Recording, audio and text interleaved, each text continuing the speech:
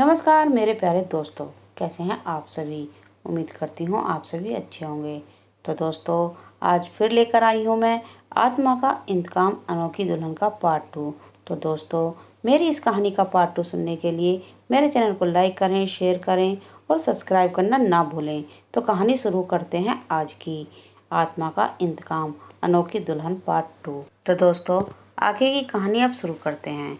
इस कहानी में आगे क्या होता है, बस मुझे 2 जून की रोटी दे दिया करना।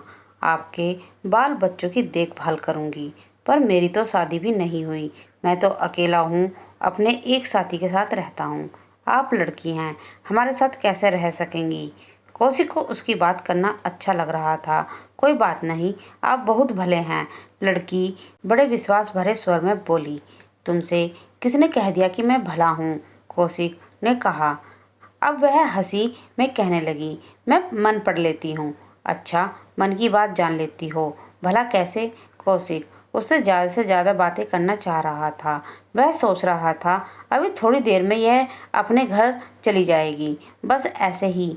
यह तो मुझे भगवान ने क्षमता दी है। आपके मन के भीतर क्या है मैं पता लगा लेती हूँ। अच्छा जी, तो ठीक है, चलो। मैं भी एक काम वाली बाई को ढूंढ रहा था, पर मेरे साथ एक साथी रहता है। कौशिक उसे कामवाली कहकर चिढ़ा रहा था। अच्छा, तब तो झंझट है, वह बोली। मैं उनके सामने नहीं आऊंगी, क्या पता किसकी कैसी फितरत है। फिर चलो, जहाँ तुम जाना चाहो वहीं पहुँचा दूंगा। चलो, कोई बात नहीं, जो होगा देखा जाएगा। अभी मेरा और कहीं ठिकाना नहीं है, मैं 2-4 दिन ही रहूंगी। इस बीच अपना कोई ना कोई इंतजाम कर लूंगी। तुम क्या करोगी क्या नहीं, वह तुम्हारी मर्जी, जैसे भी रहना चाहो रहो। चलो। उसकी कहानी सुनकर अब कौशिक उसको ऐसे नहीं छोड़ना चाहता था। इस समय इस सुनसान बयाने में अकेले लड़की का असहाय छोड़ना उसका मन गवारा नहीं कर रहा था। दूसरे कौशिक के मन में आ रहा था कि अब वह फिर भटकेगी और फिर किसी बदनीयत का शिकार होकर आत्महत्या करने के लिए भागेगी। इसलिए वह उसकी मदद करने के बारे में सोच रहा था। वह सोच रहा था कि उसको अपने यहाँ ले जाएगा, फिर कोई सुरक्षित जगह पर कमरा दिलवा देगा और उसकी कोई जॉब लगवा देगा। यह लो, मैं भी कैसा बुद्ध हूँ, अपना परिचय तो दिया ही नहीं ना, आपका पूछा। मैं कौशिक हूँ, कंप्यूटर इंजीनियर। मेरे साथ मेरे साथी सौम्य रहता है, वह भी इंजीनियर है। मेरा नाम मीनाक्षी है, लेकिन मुझे सब मीनू कहते हैं। छोटा नाम सबको अच्छा लगता है। स्वभाव से वह बहुत बातूनी लग रही थी। बात बात पर खुलकर हंसकर ठाका लगाना उसकी आदत में शुमार था। इतनी घायल होने के बावजूद भी उसके चेहरे पर सिकन नहीं थी। कौशिक उसको सहारा देकर धीरे धीरे ऊपर लाया। सौम्या ने मीनू को देखा तो उस पर विचित्र प्रतिक्रिया हुई। उसने मीनू के बारे में पूछा और जब उसे मालूम हुआ कि वह दुर्घटनाग्रस्त होकर नीचे गिर गई थी तो उसने सहानुभूति भी की। लेकिन जब कौशिक ने उसे बताया कि इसका कोई सहारा नहीं है, अब इसे अपने घर ले जा रहे हैं, तो उसने मना कर दिया और बोला, अगर मीनू हमारे साथ रहेगी तो लोग हमारे बारे में तरह तरह की बातें बनाएंगे, इसलिए ठीक नहीं है। तू इसका एड्रेस पूछ, हम अभी इसके ही घर छोड़ आते हैं, लेकिन इनका कोई ठिकाना नहीं है। कौशिक ने कहा, नहीं है तो ना हो, हमने कोई जिम्मेदारी नहीं ले रखी है। सौम्या ने लड़की मीनू की तरफ घूरते हुए कहा, अरे 2-4 दिन की ही तो बात है, फिर कोई ना कोई इंतजाम हो ही जाएगा। कहकर कौशिक ने एक नज़र लाचार खड़ी मीनू की तरफ डाली। उसे उस पर बहुत दया लग रही थी। वह सोच रहा था कि उसका कोई ठिकाना नहीं है, बस तभी तो ये कड़वी बातें खड़ी खड़ी सुना रही हैं उसे। इस समय सौम्या पर बहुत गुस्सा आ रहा था, मीनू को और ज़्यादा। बुरा न लगे इसलिए वो सौम्या को एक किनारे ले गया और बोला, यार जरा तू सोच, अगर हम इसे यहाँ छोड़कर चले गए और कोई दुर्घटना घट गई तो क्या हम अपने आप को माफ़ कर पाएंगे। और यह तो जान कि यहाँ की इसकी मदद करने कौन आएगा। कमाल की बात थी कि अभी थोड़ी देर पहले मिली इस लड़की की बातों में इतना दम था कि कौशिक ने फैसला कर लिया कि वह लड़की जाएगी तो जरूर जाएगी। सौम्या के ज़्यादा मना करने पर कौशिक ने तेज में आकर कह दिया कि मैं इसकी मदद करूँगा, तुम चाहे तो अलग रह सकते हो। यह सुनकर सौम्या चुप ही हो गया। मीनू के आने के बाद अब काया पलट हो गया था। कहते हैं कि औरत घर की लक्ष्मी होती है, घर में उनका हाथ लग जाए तो वह चमक उठता है। अब यह बात यहाँ पर ही सही साबित हो रही थी। अभी तक इन लोगों को रहने वाला आशियाना घोंसला बना हुआ था। कहीं की चीज़ कहीं पर मिलती थी, कुछ ढूंढने जाओ तो घंटों मिलता ही नहीं था। बस दोनों रातों को टिकने के लिए ही आते थे। घर में बड़े ही नाजों से पल बड़े इन दोनों लोगों ने कभी काम तो किया ही नहीं था, इसलिए अनाड़ीपन में जैसे तैसे रह रहे थे। खाना बाहर का लेते थे, कभी ऑर्डर करके मंगवा लेते थे। ये दोनों कभी कभार ही खाना बनाते थे। अब मीनू ने पूरी व्यवस्था संभाली थी। इतनी लजीज व्यंजन बनाती थी कि दोनों की उंगलियां चाटते रह जाते। सौम्य कहता था कि ऐसा ही खाना उसकी माँ भी बनाती है। घर में रौनकों का मेला लगा था। अब हालत दूसरी हो चुकी थी। पहले मीनू को लाने में इतनी ना नुकोर दिखाने वाला सौम्य अब कोई आनाकानी नहीं करता था। और कौशिक जैसे ही मीनू के लिए कोई जॉब या नौकरी ढूंढने की बात करता तो वह कहता, अभी रहने दो, इतनी क्या जल्दी है, आराम से कोई अच्छी सी जॉब ढूंढ लेंगे। और जब कहीं वह मीनू के लिए कोई घर ढूंढता तो सौम्या उसमें 20 नुक्स निकाल देता था कि यह सही नहीं है, वह सही नहीं है। कौशिक उसके लिए कोई जॉब ढूंढता तो सौम्या कहता कि ये जॉब अच्छी नहीं है, उसके लायक नहीं है, वह पढ़ी लिखी है तो इससे भी अच्छी जॉब मिल सकती है। इस तरह से धीरे धीरे दिन सरकते जा रहे थे। आज सौम्या का बर्थडे था। सौम्या बहुत ही खुश था। सवेरे उसने अपने मम्मी से बात की थी। मम्मी ने उसे आने के लिए भी कहा था, लेकिन छुट्टी नहीं थी। तो फिर उसकी मम्मी ने कहा था कि देखो सौम्या, बेशक तुम यहाँ नहीं आ पाए, हाँ, लेकिन इससे पहले कि ऐसा कभी नहीं हुआ कि तुम्हारा केक नहीं कटा है, इसलिए अपना केक ज़रूर काट लेना।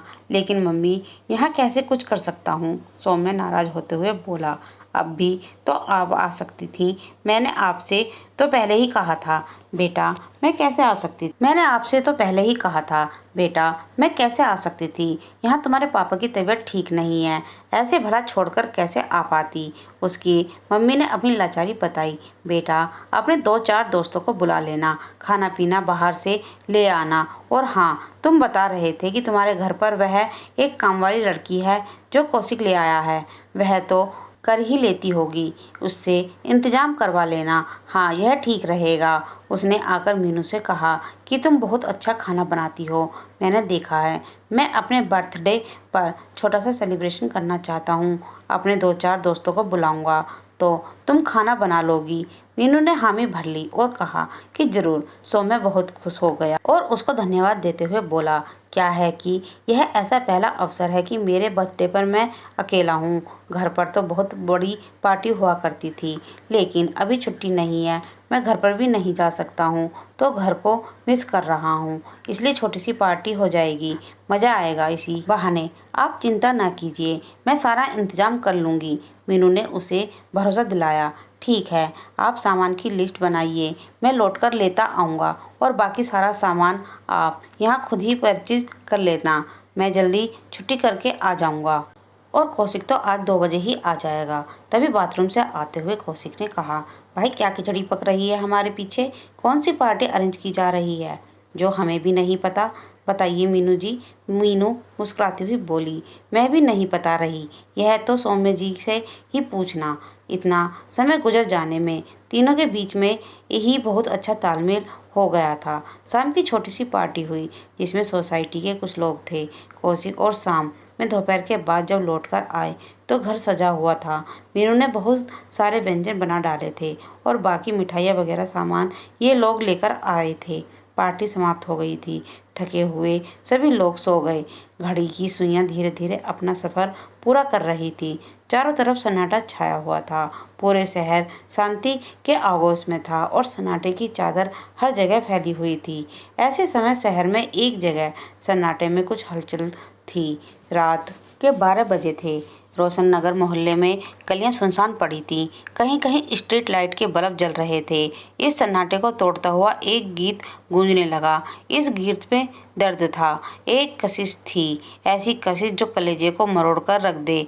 एक औरत गली में चली जा रही थी, अपने धुन में मगन। वह गाती चली जा रही थी। उसके लंबे लंबे बाल खुले थे, जो कमर से भी नीचे झूल रहे थे। सफ़ेद कपड़ों में वह रहस्यमयी लग रही थी। अगर कोई उसके चेहरे को देखता तो मालूम होता कि वह बहुत ही सुंदर है। गली में उसके निकलने पर इधर उधर सोए हुए पड़े कुत्ते चौंक कर जाग उठे थे और भौंकने लगते थे, लेकिन उसे लगता था जैसे इन कुत्तों की उसे परवाह ही नहीं है। वह एक बार चौंकती भी नहीं थी, न ही इधर उधर मुड़ती थी। धीमी धीमी चाल से बिल्कुल सीधी चलती जा रही थी। एक बार उसने नजर उठाकर आसमान की ओर देखा। आसमान में काले बादल छाए हुए थे। रह रहकर बिजली तड़पती थी, जिससे वातावरण की भयानकता और भी बढ़ रही थी।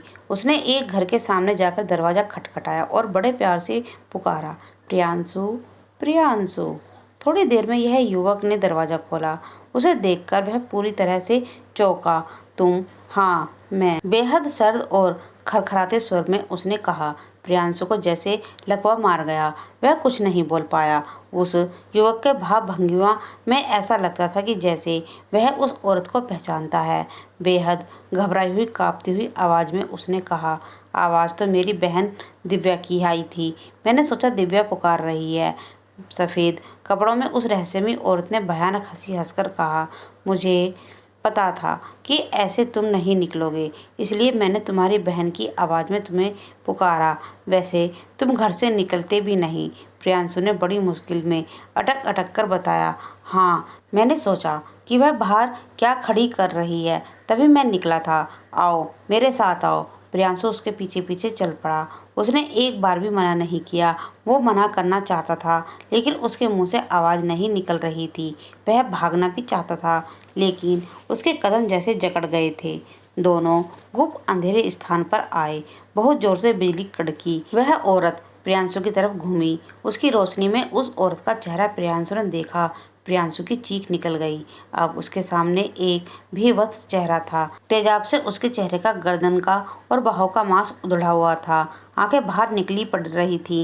झुलसी हुई खाल उधड़कर लटक रही थी। कंधों से, कलाई से, गर्दन से खून बह रहा था। एक वहां उखड़ी हुई थी और उखड़ी हुई जगह से अंदर का सारा मांस दिखाई दे रहा था। प्रियांशु जोर जोर से चीख रहा था। क्या हुआ?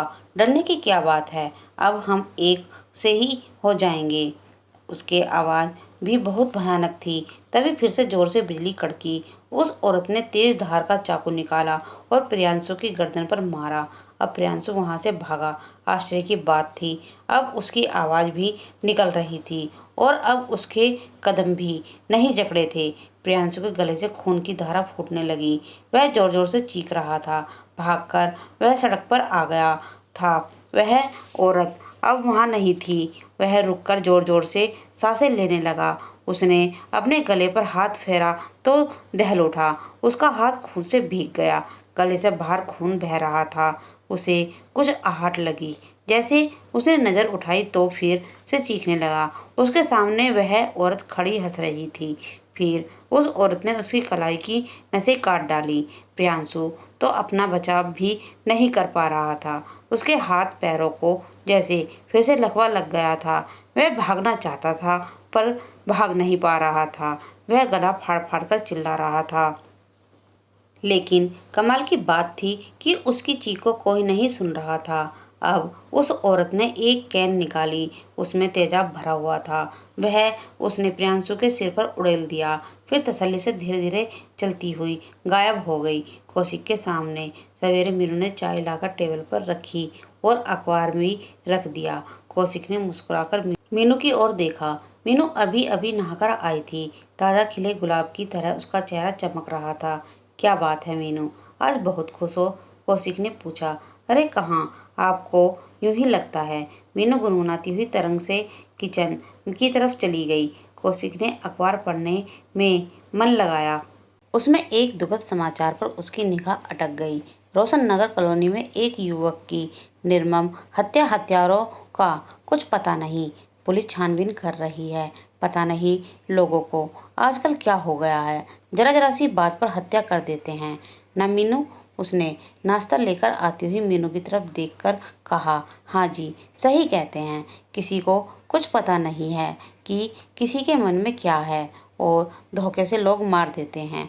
असल में लोग धोखे से ही ज़्यादा मारे जाते हैं। यह विश्वास है ना, विश्वास बड़ी गलत चीज़ है। अगर विश्वास ना हो तो लोगों को ज़्यादा हत्या भी ना हो। उसका स्वर बहुत तलक्का हो उठा था। अरे छोड़ो, तुम्हें क्या है, यह तो दुनिया है, इसमें तो यह सब चलता ही रहता है। रोज ही अखबार ऐसी घटनाओं से भरे रहते हैं, कभी हत्या तो कभी दुर्घटना।